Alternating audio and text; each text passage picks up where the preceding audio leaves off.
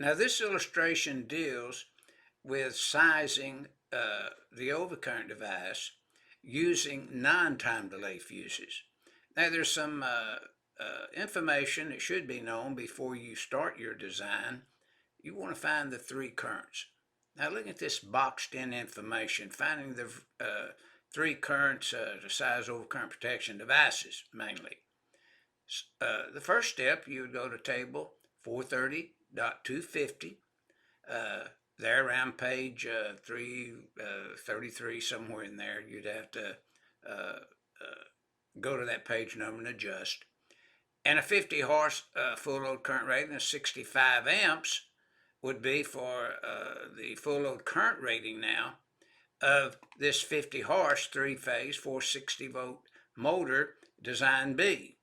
Now notice the step 1 430.6A1, approximately around page 308, somewhere in there of the code, would 430.6A1, tri-page 308, refers you to this table 430.250, there around page 333, I'm thinking.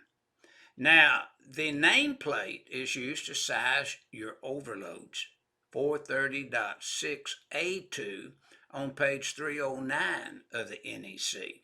And a 50 horse shows 62 amp is the nameplate you see in the illustration. Now, table 430.251B is in boy, there on page 334, I'm thinking, of the code, shows a 50 horse 3-phase 460 volt motor starting with a starting current or lock rotor current based upon the code letter of 363 amp. Now, after you select your percentage of 300% for a non-time delay fuse, which we will see coming up, you have to apply 430.52C1. Do you want to round it down? Or do you want to apply the exception 1 to 430.52C1 and round it up? You can automatically apply the exception 1 now. That's been in the code now for probably around 3 cycles or so. So you know we can do that. Now you have the code loops that will send you through the chapter 18 to pick up all of the designing techniques that you find in Article 430 and the table of contents around about, I'd say, page 4 or 5 at the very front of your code book. Now, what we're saying now, we want to use non-time delay fuses. So step 1, 430.6A1 refers us to table 430.250. The 50 horse at 460 volt, 3-phase, has a full load current of 65 amp. Step 2, 430.52C1, in conjunction, working with table 430.52, we pick up a minimum size starting point of 300%.